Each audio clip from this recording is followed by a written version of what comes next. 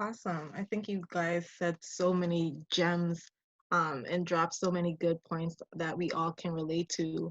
I think right now we want to open it up to a Q&A session in which Nate is going to lead.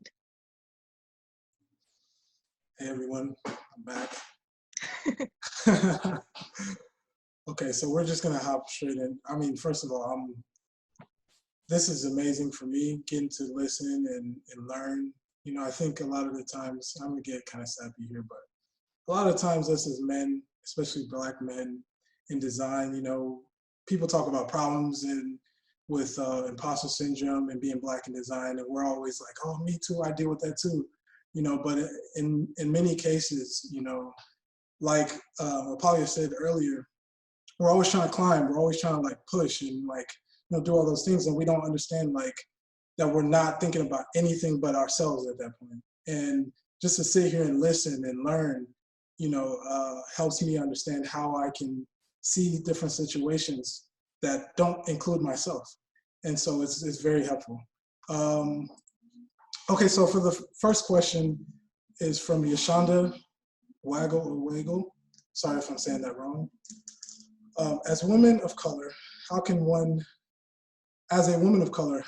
navigate institution-induced imposterism and find one's voice in spaces that are only interested in representing you in a tokenistic way? I can repeat that again. So as a woman of color, how can one navigate institution-induced imposterism and find one's voice in spaces that are only interested in representing you in a tokenistic way?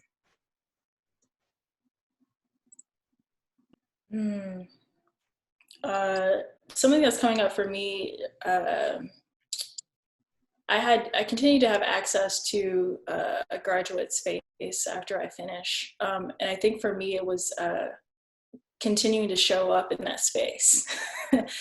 And like literally taking up physical space, claiming it consistently, showing up often, and bringing more Black women into the space with me. I think that was affirming and allowed me to like just advocate isn't even the right word, but like just like I can just think of like in a taking up space, like claiming it, wanting to make sure that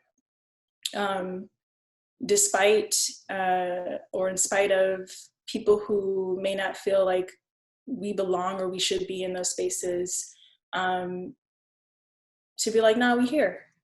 Like, I'm here, we're here, and this is happening.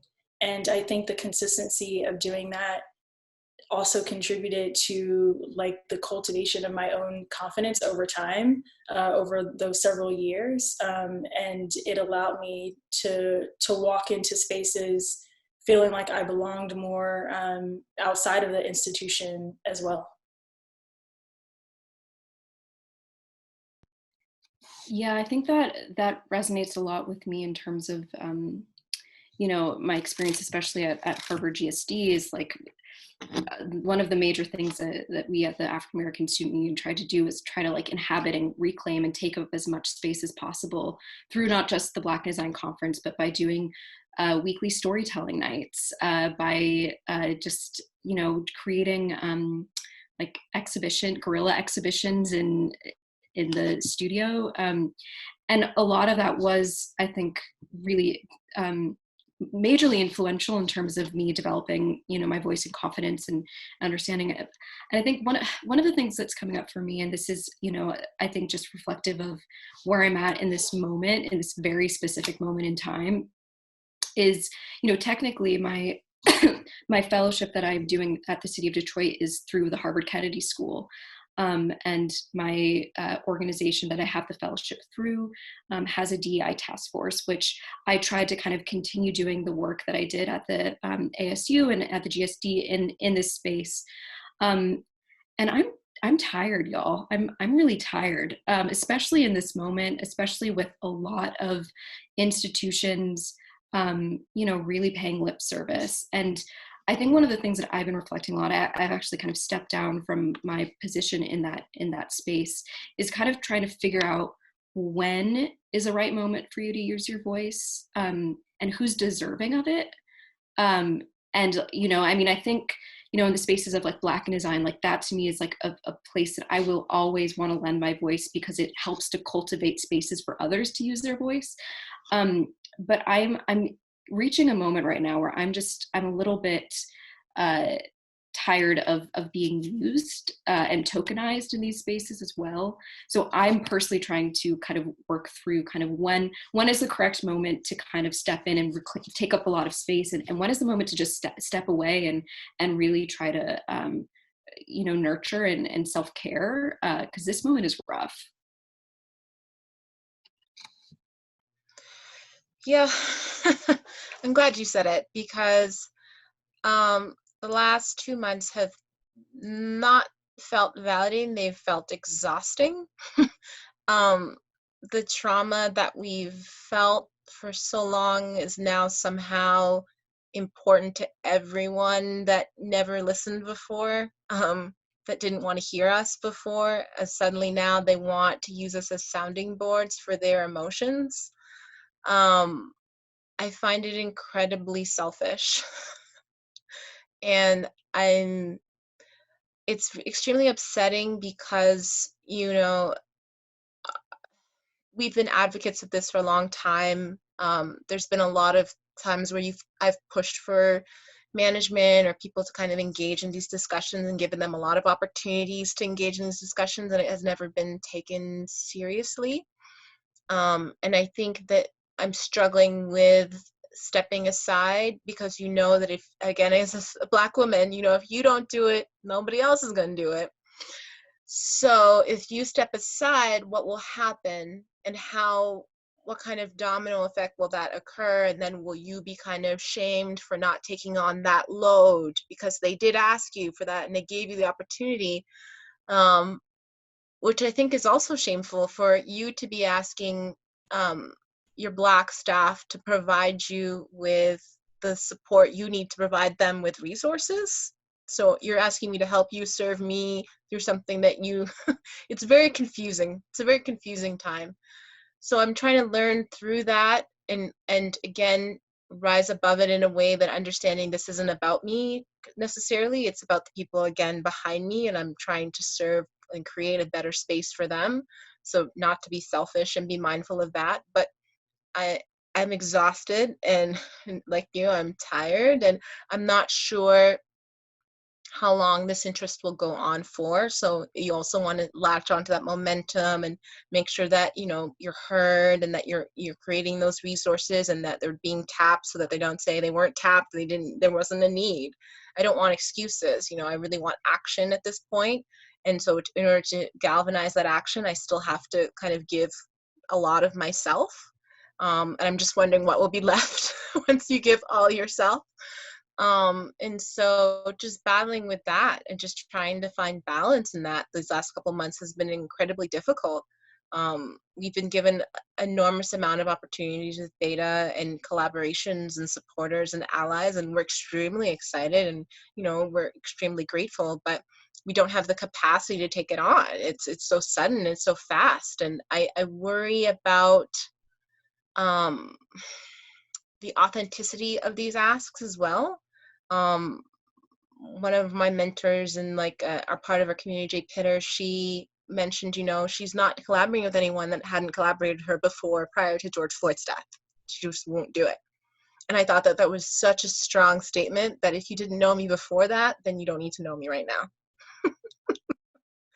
And I just felt that, is she making the wrong move in that? Then it's like she's protecting herself. She's being kind to herself and her interactions. And I think that that's what we have to do in this time, is just be kind to ourselves. Yeah.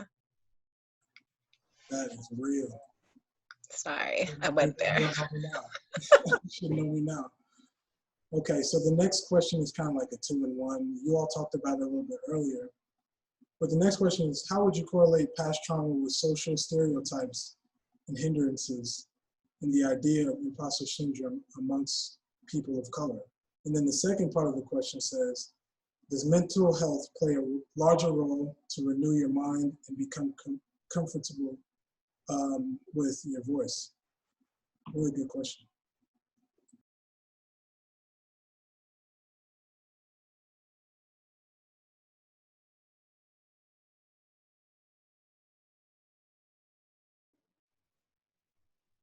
Yeah, I'm looking at because I want to read this too.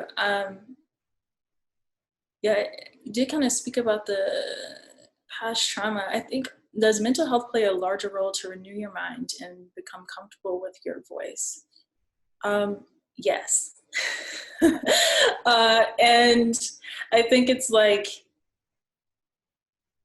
the renewal of the mind, something that's been coming up around that, just everything around mental space, mind space this time, is Black imagination. We use our minds as like these sites and sources to feed and have us like plant these seeds for new futures, right? And it's something that we're constantly asked to tap into. Often they're extracted from us in spaces, our creativity and ingenuity in that process. And so I've been thinking about the relationship to how are we nurturing and caring for our minds that we are constantly offering to others, that's, calling for our attention, our energy. We use our mental and mind space to do so much. And so again, I think it goes back to that nurturance piece, even from being kind to oneself to finding sacred spaces and places where we have our community, to actually like carving out that space that you will guard with your life, because this is a part of life-sustaining work, right? Like these practices are things that continue to keep us here. And I think when up against something like imposter syndrome, that I do believe does not start from us, it definitely starts from an outside space, whether that's family, society, to other larger systems and structures that we've, again, like taken upon ourselves, that seep into our minds and in our thought processes every single day. And so for me, it's a matter of like, what are the practices that we need in place that are different for everyone, but that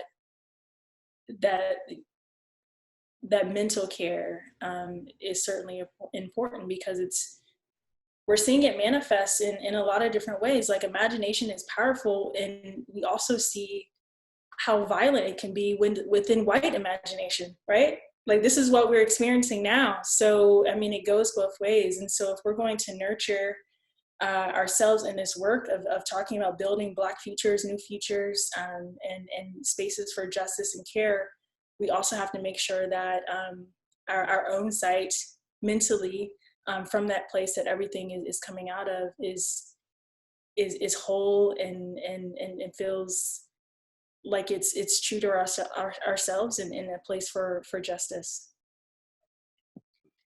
Yeah, and I think, what's coming up for me with this question a lot is kind of like what are the ways that we are kind of caring for ourselves when we're faced with imposter syndrome, and I think it looks so different for me in different instances, and there are some moments where I just need to go and sit with myself and journal and really go to like a very personal space. I'm a type 6 on the Enneagram and a Virgo. So I am like a highly anxious, like overthinker. So like sometimes I need to just like cultivate some quiet space for myself. Other times it's me calling my sister or a friend to just kind of like be like, my self-love cup is low. Can you pour a little into that?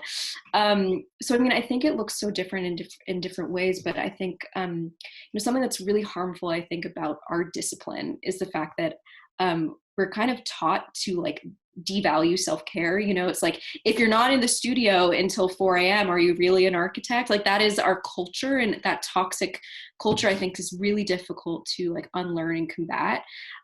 So I think I've been doing a lot. You know, it's difficult for me to prioritize self-care, but I think especially in this moment, I've been trying to figure out what are the practices and ways for me to kind of cultivate that quiet, pour a little love into myself. And I think, as Denise said earlier, like, remind yourself of the moments where you thrive. You know, I think there's, especially in these moments of imposter syndrome, I have to go back to think of like, think of myself as almost like a wilted house plant of like, you know, what are the situations that are making me feel wilted, and how do I bring myself to the light and remind myself of the situations and experiences that have allowed me to thrive and succeed, and really just try to ground myself in that. Yeah, it's this mental health piece, and the self-care is so critical in combating that, like, that voice in your head that, as Denise said, is a product of our world.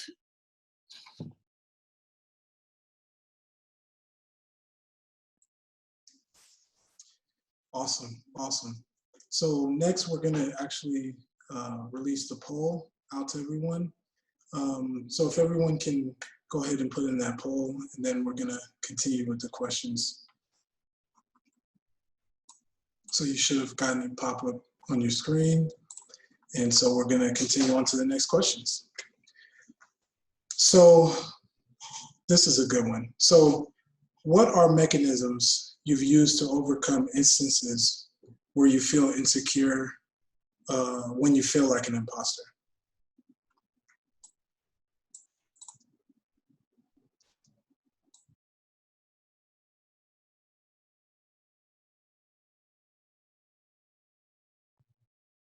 All right. Too much silence. I think that when I identify it, I always kind of walk myself through it. I think it's just a matter of kind of mentally, because I find that you're always, when you're experiencing, you're never in a space where you can be having that moment either. So you have to look within for a moment. But I what I find is just reminding yourself that, you know, you came, again, why you're there. And I think, just like what Natasha said earlier, you know, you have this education, you have this profession, you might not be an expert per se, but you've been welcomed, you've been invited, you're in a space that, you know, they don't know to celebrate you yet, so let them learn to celebrate you. So just excel. And I think I usually find myself kind of talking through it to kind of activate my personality in that sense. And I find when you charm your way through things, it makes everyone a little bit more settled, and then your personality can come out better. So that's kind of what I do when I'm uncomfortable in like a social situation or an interactive situation with a client. When it's external and I'm alone and I feel as though like a project is making me a little bit more, it's a new kind of typology or something I'm not familiar with, I do kind of delve into that too. I'm a perfectionist, so I always try to do things perfectly that first time, and, you know, just trying to find ways to navigate that and step away, which I'm still learning how to do, and not spend 8 hours doing something that is not working. Again, feeding into that lack of work-life balance, which I do really well. And so I think struggling with that, I've learned through obviously this pandemic that it's necessary to get up and walk away and reset, and finding ways to reset. And, you know, luckily as a Muslim, I have my prayers, so I try to like shift that over to faith in a way. I don't know if that's the right avenue, but it always seems to work, just to have a moment of quiet and meditation. So again, I think it speaks to like putting your mental health first, and trying to spend a lot of time with yourself and learn about yourself, and you kind of discover those things slowly, but they always change. I feel like through academia, mine was kind of like hiding in the work and hiding in the projects, and just hiding in that, and not engaging with my family. But now I find as I gotten older, like I go to them for everything, like every emotion, every feeling, especially my mom. I think as women too, we forget, you know, like throughout our teenage years, we spend so much time kind of rebelling, or at least I did, and just like not understanding the value of my mother. And then now as I'm older, I'm like, I can't make decisions without her. And so just that shift of needing family to kind of get you through and support you, I think that I've learned a lot more that that evolving of itself, that these are the people that know you best, that celebrate you, and you need to learn from them because they know the most about you, and you need to be open to critique and learn from them. So I've been doing a lot of that during this time.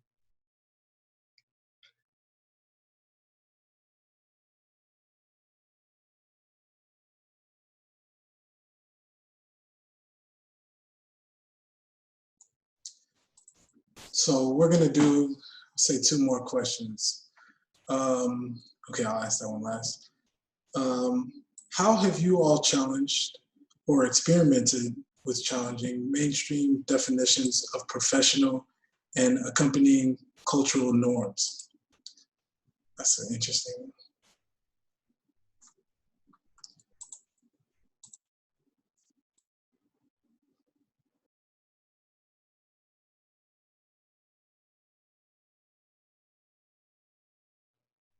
This is such a great question. I don't know if I have like a formed answer yet.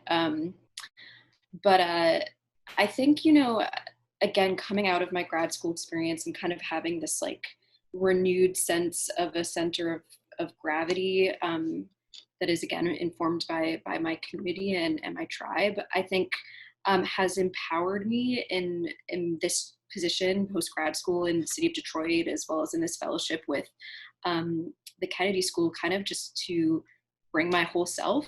Like I kind of am just at a point where, like I am allowing myself to bring my values in every space. I think also in this particular moment, I just like, to me, there's such an urgency that I'm like, I don't have time to pretend, like to hide behind like a professional gauze. Like this is an insane moment that we're living in, and we have to like call things as they are. So I find myself being much more empowered in this moment to be hypercritical of my superiors and say, like, are you really doing like, when people are asking like, like, oh, I think we'll now like think about racial equity in our work. It's like, but are you really? Do you really know what that means? Do you really know what that work is? And I think, in typical kind of like quote unquote professional spaces, I probably wouldn't have done that. But I think I'm just allowing myself to really kind of bring my full self to work. And I'm kind of at a point in my career where I'm like, you like it or you don't.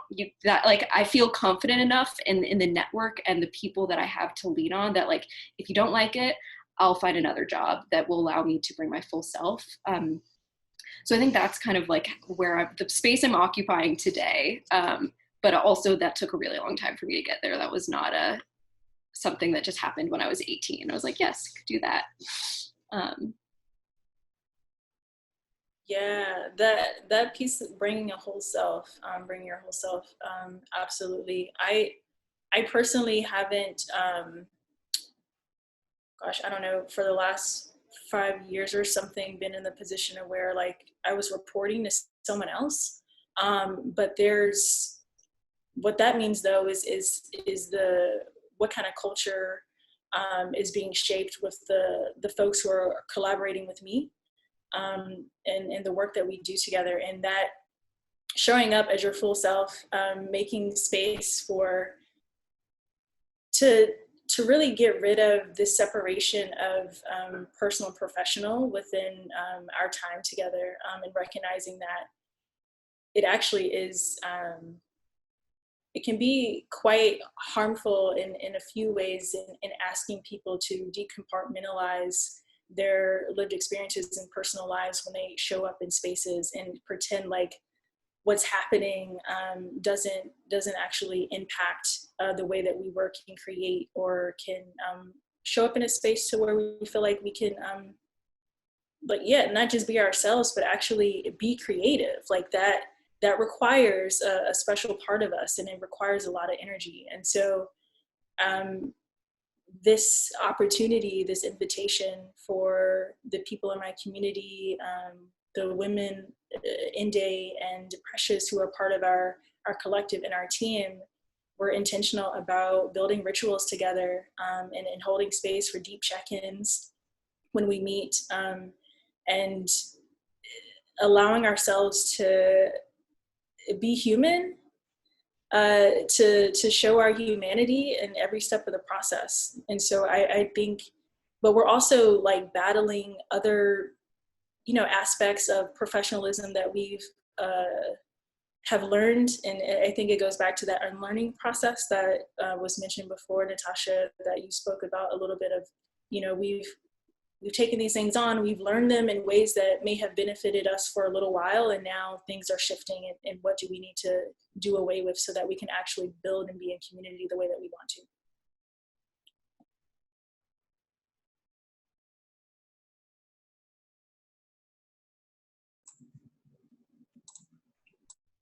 Amazing answers. Okay, so the next question and last question. Do you have any advice for advocating for your voice when you feel questioned by superiors?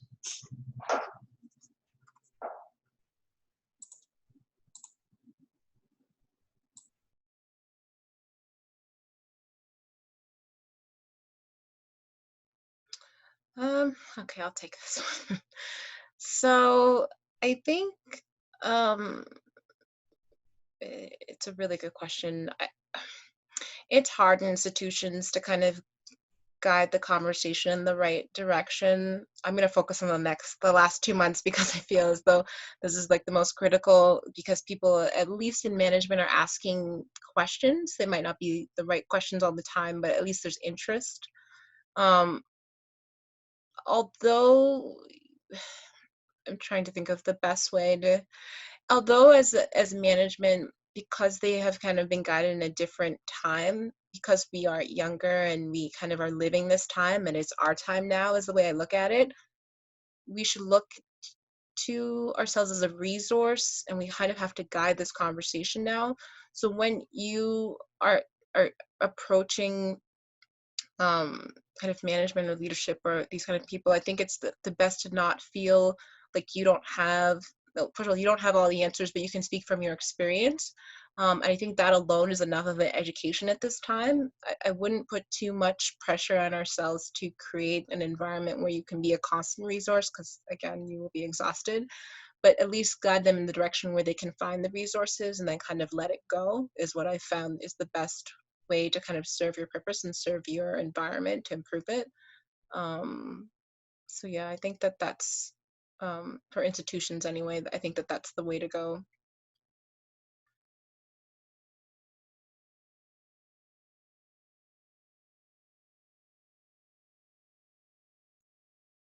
Great. Are there any last thoughts you guys like to leave with our viewers, and how can they find you if they wanted to reach out in the future?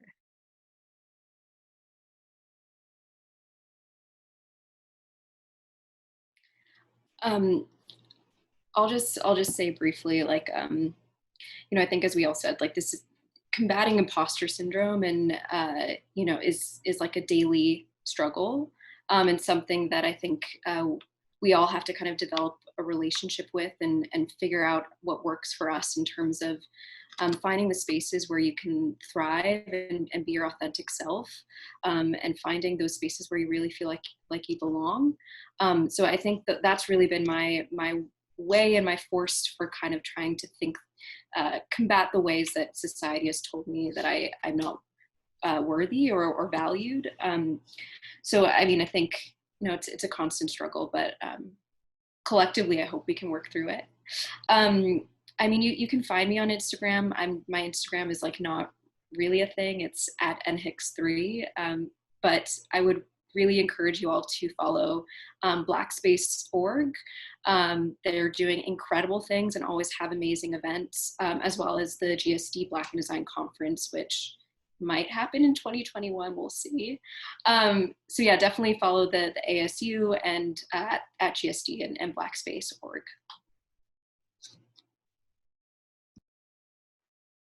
I'll just share 2 anecdotes that I journaled about earlier. Stay grounded in your authenticity, and remember that no one can do what you do the way that you do it, because you are uniquely designed. And 2, maintain inner fortitude to not succumb to inner critics and outer critics, especially those bigger oppressive structures and perspectives that want to threaten your joy. So that's all I got on that. I'm on Instagram. I think the handles and stuff were a part of the post, but definitely celebrating the introduction that's still going on for Black Women Flourish. And so you can find us on Instagram and support us, the collective, and some exciting things that are happening in the coming months. Okay.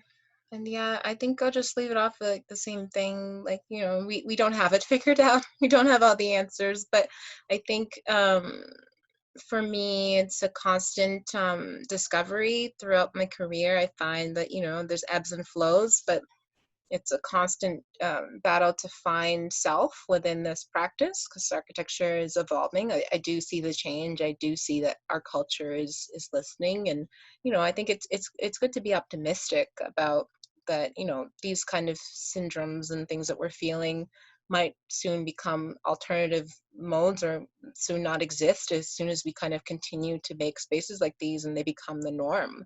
And I find that when there's a little bit of apprehension in why we need to have more women in leadership and minorities in leadership and shareholders and at the table, these are the kind of conversations they need to hear, because ultimately you're perpetuating a culture that isn't inclusive. And if we can find ways to make it better, architecture will continue to grow. There's just not the market to not include us, unfortunately, because what this looks like right now is what our future looks like.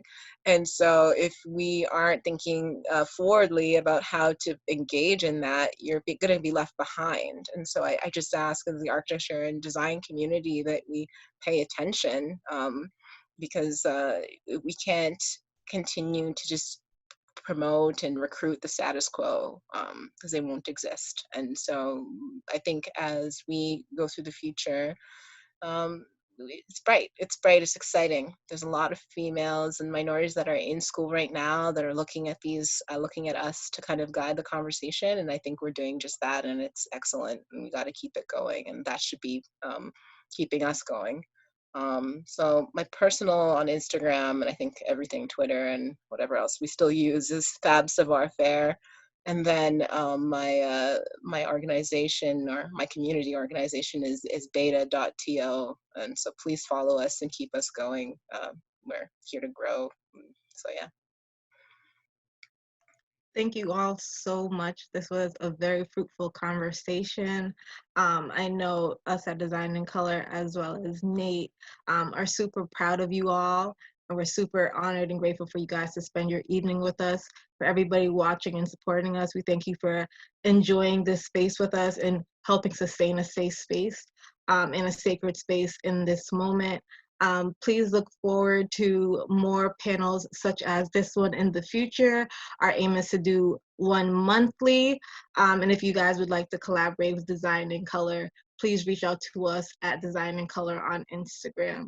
So I bid you all good night. And again, I thank you, Denise. I thank you, Farida, and I thank you, Natasha, for your time tonight. Thank you so much. This was amazing. This was great. Thanks so much, guys. Thank you.